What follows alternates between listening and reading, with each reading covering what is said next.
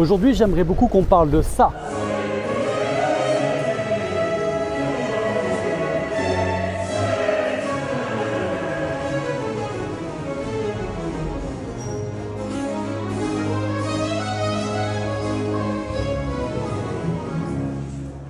Je suis venu à la scène musicale pour voir les répétitions des Indes galantes, un spectacle où on a retrouvé Yannick au pupitre. Et je suis venu le rencontrer parce que c'est un spectacle qui était encodé sur une autre console, mais qui a été transféré sur EOS. Mais le mieux, c'est qu'Yannick vous en parle. C'est un show qui a été créé à la scène musicale. On y a fait 2 semaines en tout. On a fait une semaine où on a passé le show de MA3 à EOS. Et où on a checké avec Capture si tout marchait bien, si tout était bon, si le show était bon. Donc là, le show était bon, même très bon d'ailleurs. Et après, on a fait une semaine de répète à la scène musicale. Et après, on a fait 2 shows. Ensuite, on est parti quelques jours après à Madrid, au Théâtre Real. Là, on a installé tout de A à Z et on a roulé le show pendant 4 jours. Ensuite, on est allé à Lyon, et puis à Bordeaux, puis à Londres. Et à la fin de l'année, on part au Brésil sur 2 semaines. C'est un show qui a amené à tourner en fait dans le monde, quoi. Puisque l'opéra est lui-même déjà assez connu en fait, et qui du coup est relativement demandé. Et quand en plus on vient mêler ça avec ce que fait Bintou, qui est la chorégraphe et qui fait aussi de la mise en scène, ça nous fait un show, si tu veux, d'opéra, parce que les gens chantent, c'est vraiment du lyrique, quoi. Plus en même temps, 15 danseurs qui viennent, on va dire, un peu casser les codes, qui viennent danser un peu du hip-hop. Au Théâtre Real, ça marchait ultra bien, parce que le Théâtre Real, c'était vraiment le vrai théâtre. C'est en Espagne, c'est l'un des plus gros. Donc il y avait un truc où tu sentais vraiment que le code était cassé, quoi. Les chanteurs allaient hors de la scène, les danseurs aussi, et ça a assez plu en fait. Le principe plein, le chant plus le mix de la danse, ça marche. Tu me disais que la pré-prod donc c'est fait à la scène musicale. Ouais, à savoir qu'avant il y a eu quand même 1 semaine, voire 2 semaines de programmation et de recherche avec la Grand MA3 et WIG. Là il y avait le créateur qui est Benjamin M et Tony Dreux, qui était le programmeur MA3, où eux ils ont bossé, on va dire, devant leur ordi et devant avec la console pour chercher un peu des idées, chercher des choses et commencer déjà à programmer. Et c'est une fois à la scène musicale où là on a transposé de MA3 à EOS. Le show était déjà construit, il y avait déjà une bonne base hein, quand même. Hein. Et on va dire qu'une fois que l'EOS est arrivé, on a checké, on est allé un peu plus loin dans les timings, dans ce que voulait Benjamin de manière assez précise, comment il voulait que ça bouge, etc., etc. Dans la construction du show plus précisément, quoi. On a Benjamin précisément, mais ça fait un bout de temps qu'il a bossé dessus. Sur l'idée de la CERS, l'idée de ce qu'il voulait amener avec ça. Lui bosse sous capture, donc il a fait des images capture en 3D. Et après, une fois qu'il a rencontré Tony, ils ont bien travaillé ensemble pour programmer vraiment les esquisses du show, quoi. Tu me disais que c'est un peu nouveau pour toi, du coup, l'opéra et tout ça. C'est quoi, toi, ton parcours? Mon parcours, moi, il est classique, en même temps un peu old school, quoi. Moi, j'ai commencé à bosser dans un parc près de Lyon. J'ai fait 4 ans là-bas, à réparer des machines, à tester les machines, à partir un peu en presta. Et après, je suis passé à intermittent, c'est comme beaucoup de jeunes, quoi, après le parc. Et je suis parti rapidement en comédie musicale, où j'ai fait de la poursuite pendant plusieurs années, en tournée à l'étranger et en France aussi. Et puis, je suis rapidement passé à la console, j'en faisais déjà avant. Puis rapidement, on m'a proposé la console sur des musicals ou des choses comme ça, ou même des shows aussi bien à Paris. Quand le Covid est arrivé, tout s'est arrêté, comme pour tout le monde.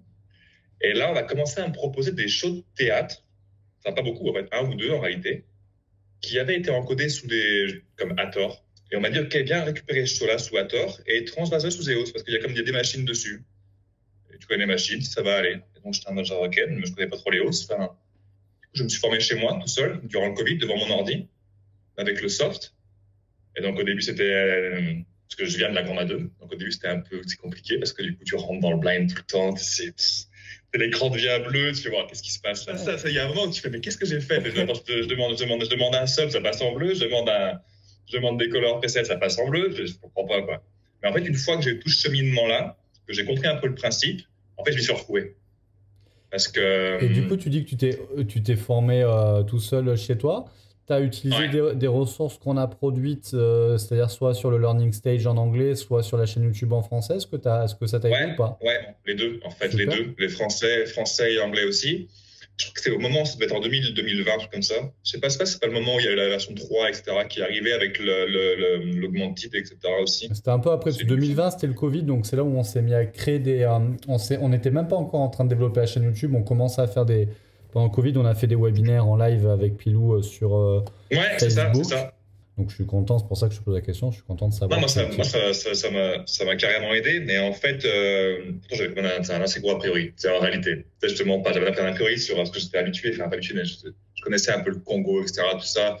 Quand on m'a proposé EOS, j'étais en mode genre, bon, okay, je l'essaye. C'était un show de danse et un show de théâtre, ça me plaisait aussi. Enfin, le concept du show me plaisait, c'est OK, je me force.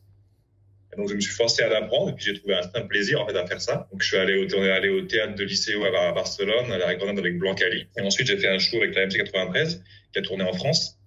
On était sous un souillon X20. Et puis, de fil en aiguille, tu te rends compte qu'il y a plein de choses qui sont non seulement ultra bien faites, puis que ça reste, on est quand même loin du Congo et tout ça, quoi. Ça, il faut le dire. C'est parce que moi, c'est ce que j'ai aimé, en fait. C'est-à-dire que moi, tous ces trucs-là de langage, machin, inversé, qu'il n'y a pas de tracking, qu'il n'y a pas de truc, ça me faisait flipper. Et en fait, dans Léo, j'ai retrouvé tout, c'est une console normale de tracking. C'est une console de tracking, hein. Complètement. Et c'est super bien fait. Et donc, tu t'y retrouves vite. Une fois que tu comprends le principe du truc, tu t'y retrouves vite. Et encore, moi, je suis pas du tout un pro là-dedans. Et en fait, quand j'ai basculé sous Zeo, c'est que je me suis forcé un peu, que je me suis buté, qu'à l'aide des vidéos, à l'aide de plein de choses, à l'aide du 3D aussi. Alors là, j'ai fait genre, OK, c'est vraiment agréable, en fait. C'est une façon, en fait, c'est une façon de bosser un peu différente de la MA. Ça demande pas mal de être carré, quoi. Moi, je suis pas du tout carré. Mais ça m'a forcé à être carré. Ça m'a forcé à vraiment faire les choses avec des parcimonies. Donc voilà, au final, je m'y retrouve bien, je m'y retrouve pas mal. Parlons de cette bascule justement sur ce spectacle que tu voulais reprendre en EOS parce que tu savais que tu allais être reçu dans des lieux qui étaient en EOS et que du coup, ça allait être plus pratique d'être sur cette plateforme. Donc, il n'y a pas un jugement sur une console ou l'autre. C'est juste, tu t'es dit, ça va être plus agréable d'être en EOS. Non, ça faisait sens de partir avec ETC et EOS parce qu'on avait tous les lieux qu'on avait. Déjà, les 4 lieux dont je te parle, que ce soit aussi bien Lyon, Théâtre Réal, Bordeaux et même Sao Paulo, c'est sous EOS, c'est sous ETC. Et quand moi, j'avais fait des shows aussi à Madrid ou à Barcelone avant, c'est ETC en fait, de partout. Donc, je me voyais mal arriver avec une Grand A3. Ça me semblait plus logique de venir avec un show d'opéra, avec un show d'ETC. Ça faisait plus de sens pour moi et même pour tout le monde. Pour faire cette bascule-là, tu as envoyé le show, cette première version du show à l'adresse mail. Alors, je l'ai cherché parce que je ne la connais pas par cœur. Il me semble que c'est m2e@etc.com. Je vais te la dire. Alors, en vrai, comment c'est passé. Moi, je connais pas du tout ça. Je connais personne chez EOS. Je me suis formé tout seul. J'ai fait mes 2 petites tournées tout seul. J'ai jamais eu de lien avec ETC. Donc, quand on m'a proposé ce show-là et de le basculer de la 3 à l'EOS, je savais que ça se faisait. Je trouvais qu'on se faisait. Donc, en fait, je suis allé sur Google, j'ai fait ETC France, j'ai appelé. Et donc, j'ai eu quelqu'un au téléphone, je sais pas tout qui c'est d'ailleurs, qui j'ai dit, OK, voilà, on fait la chose sur la 3. Ça passe sous EOS. Comment je fais? À qui je l'envoie? Comment ça se passe? Combien de temps ça prend? Et la personne que j'ai eu au téléphone m'a gentiment dit, OK, la boîte mail, c'est ça. Tu m'envoies ton show. Tu le veux pour quand? Et ben, je veux pour. J'avais appelé comme 15 jours avant. Et le mec m'a dit, non, mais 15 jours avant, on est large. On est vraiment large. Pour avoir ton show rapidement. On a reçu le show une semaine après, je veux dire. Il y avait les ponts aussi de mai. Et là, on l'a ouvert avec Tony. Et là, voilà, c'était nickel, quoi, en fait. Vraiment. C'est-à-dire que Tony, lui, s'y a retrouvé. Tout ce qu'il avait fait était sous Léos. Et déjà, il faut dire que Tony, il avait fait un gros job de preset. Ce qui fait que le show, il était déjà clean sur la Grand A3. C'est important. Léos, il était clean. Ah ouais, non, carrément. On fait pas de magie, hein. Si le truc est bazar dès le début, c'est difficile d'en faire. Complètement. C'était super propre. Tous les positions, même la façon dont c'était rangé, presque, ça faisait sens. La seule petite différence qu'il y a éventuellement, c'est que quand chez Emma, ça a été enregistré avec une position plus un focus, par exemple, et ben ça rentrait chez vous dans un preset. Un preset all. Okay. Position plus focus. Ok, d'accord. Voilà. C'est le seul truc, si tu veux. Je pense, au vu de la façon dont Emma et EOS sont différentes, qui a été différente. Donc, ça, on s'y retrouvait largement, vraiment. Il y a ça, puis il y a aussi les parts. Par exemple, quand vous avez retranscrit le show, sur la Emma, il y avait des parts. Tony bosse beaucoup en parts. Et donc, chez vous, ça a été transvasé en 2 parties. Parce que c'est part 1 et part 2 tout le temps. Donc, ça a été le seul truc qui a été, j'ai envie de dire, c'est la seule chose qui a été un peu compliqué parce qu'on a vu l'actu-list, on a fait wow, il y a plus de lignes chez ETC, ce qui est normal puisqu'en fait il y a une part en plus quelque part. Alors que chez Emma, une part il y a la queue et la part. Nous on s'était dit OK, ça va prendre 3 jours. On ouvre le show, on regarde, on essaie de comprendre, on trouve les erreurs, on répare les erreurs, on réessaye de rouler le show. Ça va prendre 2-3 jours. C'est vraiment un peu ce qu'on se disait avec Tony. Et puis finalement, on a commencé à ouvrir le show. On avait comme donc Léos, la Grand A, 2 captures. Et en fait, ça accordait, quoi. Tout accordait. On va dire qu'on a passé 3 heures à régler les problèmes de librairie, ce qui est normal, ce qui n'est pas du tout un problème pour nous, parce qu'on s'attendait un peu à ça. Et le reste, ça a roulé. Ça a roulé complètement. Donc, déjà, quand on a envoyé une de position, qu'on a vu que ça accordait, qu'il n'y avait vraiment aucune différence, on s'est dit, bon, là, je pense qu'on peut déjà faire rouler les choses sous capture et qu'on n'aura pas de surprise, quoi. Et c'est le cas. En fait, on n'a eu aucune surprise. En une journée, on savait que la bascule MA3 EOS c'était réussi. En fait, il y a un moment où la scène musicale, moi, j'ai commencé, vu que c'est une serce qui bouge dans l'espace, moi, j'ai commencé à vouloir essayer de programmer un peu sous X, Y, Z. Donc, je m'essaye sans trop d'espoir. Et puis, je bouge le X, le Y, et ça marche direct. Test avec la serce, c'était comme ça, et les projets bougent vraiment correctement. Je me dis, putain, c'est quand même surprenant. Et en fait, j'ouvre l'augmentile, et en fait, non seulement la bascule de la 3 à l'EOS, elle a pris des presets, tout, mais elle a aussi pris le 3D. Ce qui fait que j'avais un augmentile 3D qui était déjà plus ou moins en place. Donc, quand j'ai bouché les X, Y, Z, ça bougeait de manière relativement clean. Ouais. Ça, je sais pas comment vous faites. Parce que quelque part, récupérer un preset numérique, c'est facile. Mais récupérer un 3D, c'est peut-être pas pareil. Bah après, nous, si on reprend les positions, si les positions, elles sont là, bah nous, ça reste la même chose. Hein. Tout l'intérêt, c'est ça, c'est d'arrêter d'être en panne titre et compagnie, et de passer au XYZ, et ça change la vie sur la manière d'interagir avec ces autos et tout ça. Ça, c'est un truc auquel il faut clairement en parler parce que tout le monde, je pense que la plupart des gens qui viennent de MA, c'est de quel augmentile, c'est un 3D. Mais pas du tout, en fait, pas du tout. Quand j'ai commencé à programmer du coup en XYZ, quand j'ai découvert ça, j'en ai parlé après à Tony. Et Tony m'a dit, ah ouais, mais t'as rentré des positions, t'as rentré des choses, t'as fait des choses. J'ai rien fait. J'ai appuyé sur position, ça m'a ouvert XYZ, et ciao, ça marchait. C'était pas précis. Centimètres, loin de là, parce que du coup, moi, j'avais pas repris le 3D. Par contre, quand je voulais aller à droite, ça marchait, à gauche, ça marchait, ça marchait. Rien que ça, déjà, moi, ça m'a fait gagner un temps monstrueux. Donc, le kit de projecteur, c'est Cenetech, mais du coup, la console, elle ne fait pas partie du kit. À chaque lieu, tu prends, et c'est pour ça d'ailleurs que tu avais voulu basculer sur EOS, c'est que tu savais que dans chacun des lieux, il y avait Teatro, il me semble que c'est un Apex qu'ils ont à Madrid.